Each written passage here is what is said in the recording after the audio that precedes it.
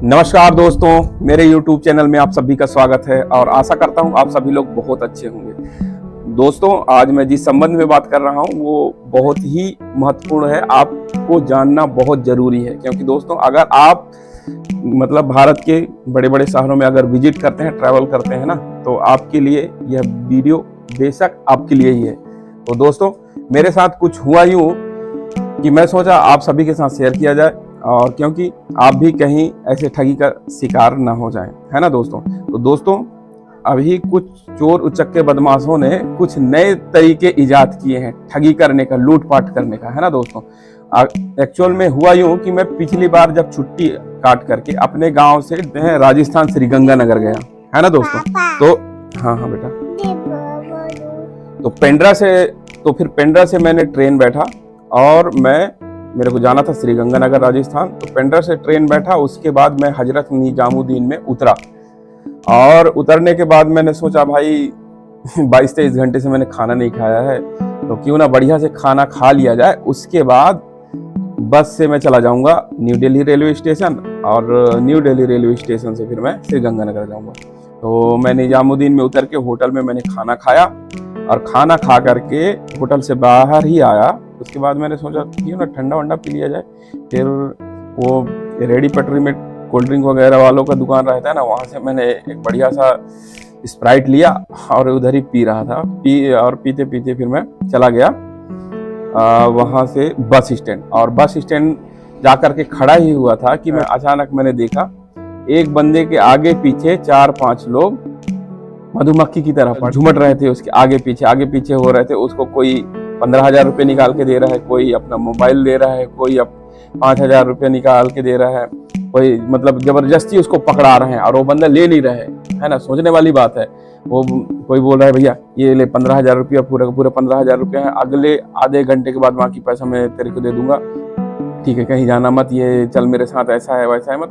कोई 10,000, कोई 5,000, कोई 15,000 रुपया, कोई अपना मोबाइल, ऐसे उसको जबरदस्ती पकड़ा रहे हैं, पर वो पकड़ नहीं रहा है, ठीक है। ऐसे ऐसे करते करते वो मेरे करीब पहुंच गए। अब मेरे करीब पहुंच गया तो मैं सोचा पूछ ही लेता हूँ क्या चीज़ है, चल रहा है। तो उसने बोला भैया मैं जैसलमेर राजस्थान में वेटर का नौकरी करता हूँ होटल में, तो उधर फॉरेनर लोग आए थे, तो अपना क्या है बैग छोड़ करके चले गए थे, है ना। तो उसी में मेरे को ये घड़ी मिला है। ऐसे करके ऐसे निकाला और ऐसे यूँ दिखाया, ठीक है। तो वो गोल्ड वॉच है, तो ये गोल्ड वॉच मेरे को मिला है। तो ऐसे पलटा के दिखाया, उधर लिखा आया हुआ था 24 कैरेट गोल्ड, ठीक है।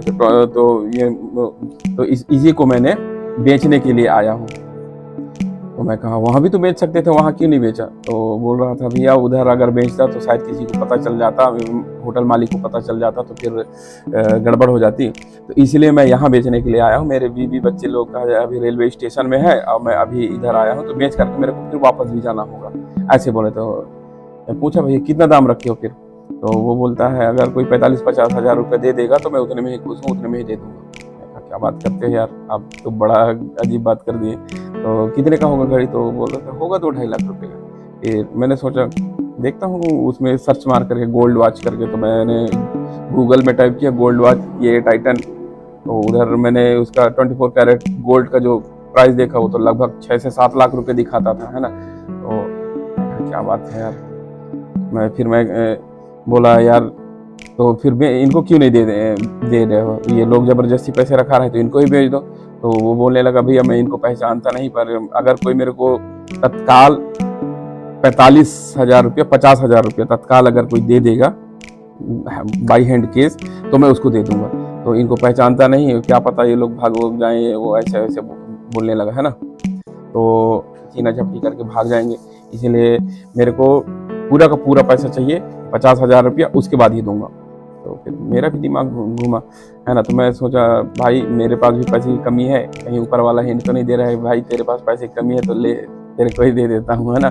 तो मैंने भी थोड़ा सा जानते हो ना लालच बुरी बला, मेरा भी दिमाग घूमा। तो फिर मैं भी उसको बोल ही दिया कि तो ऐसा कर इन सबको भगा, मैं ही ले लेता हूँ ये घड़ी, है ना। तो बोला बहुत अच्छा है भैया आप ही ले लो, मैं तो चाहता हूँ कि भाई मेरा तो माल बिकना चाहिए, मेरा सामान बिक जाए और मैं चुपचाप यहाँ से घर चला जाऊँ, मैं इसीलिए तो आया हूँ। तो मैं कहता हूँ भाई मेरे पास अभी हार्ड केस है नहीं, ऐसे करते हैं हम लोग, चलते हैं किसी एटीएम, और एटीएम में जाने के बाद फिर मैं पैसा निकाल के आपको दूंगा। तो कहता ठीक है।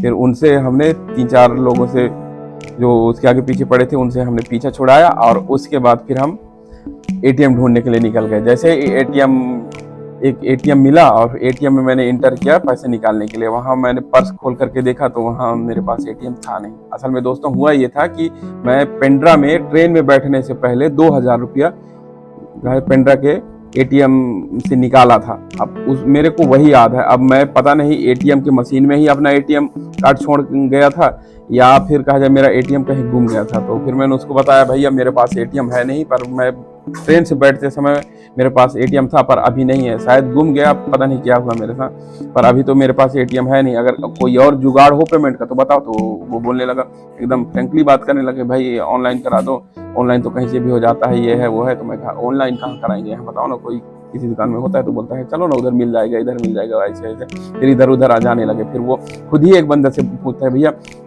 ऑनलाइन कराना है हमको, पैसा ट्रांजेक्शन कराना है, पैसा भिजवाना है, तो कहीं हो जाएगा? तो वो बंदा बोलने लगा हाँ हाँ थोड़ा सा यहाँ आगे से चले, लेफ्ट ले लेना तो वहाँ एक दुकान मिलेगा। तो इसने तत्काल ही बोला हंस मेडिकल। फिर झक से मेरा दिमाग गया। मैं उसी समय बोला भाई आपको कैसे पता हंस मेडिकल का नाम? उसने तो अभी तक तो बोला नहीं। तो कहता नहीं वो तो बोला था तभी तो मेरे को पता चला। तो मैं कहता ना पहली आपने बोला हंस मेडिकल, उसने नहीं बोला। वो बस इतना बता रहा था कि इधर से जाना राइट साइड से, और आपने हंस मेडिकल का नाम ले। तो आप तो बाहर जैसलमेर के रहने वाले हो तो आपको कैसे पता हंस मेडिकल?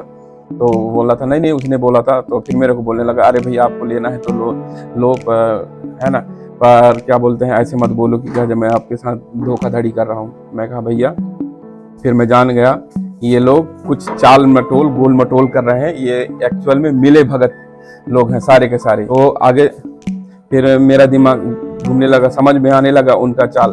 तो मैंने फिर बोला कि भैया आप लोगों को राम राम नमस्ते, मेरे पास एटीएम नहीं है, प्लस पैसा भी अभी का जो हार्ड केस तो है नहीं, है ना। तो मैं कहा मेरे को नहीं खरीदना है आपका गोल्ड, आप जाओ, ठीक है मैं भी चलता हूँ अपने रास्ते। उसके बाद दोस्तों मैं वहाँ से निकल लिया। पर बाद में यह मैं आपको बता देना चाहता हूँ कि एक्चुअल में दोस्तों वैसे जो वो कहा जाए 250-300 रुपये का गोल्ड होता है, वो गारंटी के साथ जो कलर चढ़ा रहता है ना वो वाला गोल्ड होता है। गोल्ड वॉच तो होता ही नहीं है वो, मतलब कलर चढ़ा हुआ वॉच होता है जो 250-300 रुपये में रेड़ी पटरी में कहीं भी मिल जाता है ना दोस्तों। तो आप इसके झांसे में नहीं आइएगा। और मैं भी फंसने वाला था पर ऊपर वाले ने बचा लिया, उसके लिए मेरे को भगवान को धन्यवाद है। पर मैं बता दूं कि ये सभी लोग मिल करके वेल प्लानेड कहा जाए एक्टिंग करते हैं और दूसरे सामने वालों को यकीन दिलाते हैं कि ये सही का गोल्ड है, और उनसे 50-60 हजार रुपये झटक लेते हैं, पैसा लेकर के भाग जाते हैं। ठीक है, बाद में पता चलता है कि ये असल में गोल्ड है नहीं, वो असली सोना नहीं है, वो पॉलिश चढ़ा हुआ गोल्ड है। तो और अब मैं उसको बार बार बोल रहा था कि भैया मेरे को कम से कम 50,000 रुपये दे रहा हूँ तो मेरे को कम से कम छू करके देखने तो छूने भी नहीं देता था ढंग से, बस बाहर से ऐसे दिखाता था थोड़ा सा, ये ऐसे करके ऐसे बात, वो मेरे को छूने भी नहीं देता था, ठीक है ना। तो मैं उसको बोला भैया राम राम नमस्ते, मेरे को नहीं खरीदना है। और आशा करता हूँ आप भी अगर दिल्ली हजरत निजामुद्दीन जैसे बड़े शहरों में जा रहे हो तो ऐसे बदमाशों से बच के रहिएगा, क्योंकि ये लोग 5-7 लोग मिल करके ऐसे ड्रामा करते हैं और गरीब लोगों को, ईमानदार लोगों को ठगी करके निकल लेते हैं। तो दोस्तों इस ठगी से बचे रहिएगा और लालच में ना आइएगा, है ना दोस्तों। और आशा करता हूँ आपको ये जानकारी अच्छी लगी होगी। फिर मिलेंगे किसी अन्य वीडियो में, तब तक के लिए राम राम नमस्ते, जय हिंद।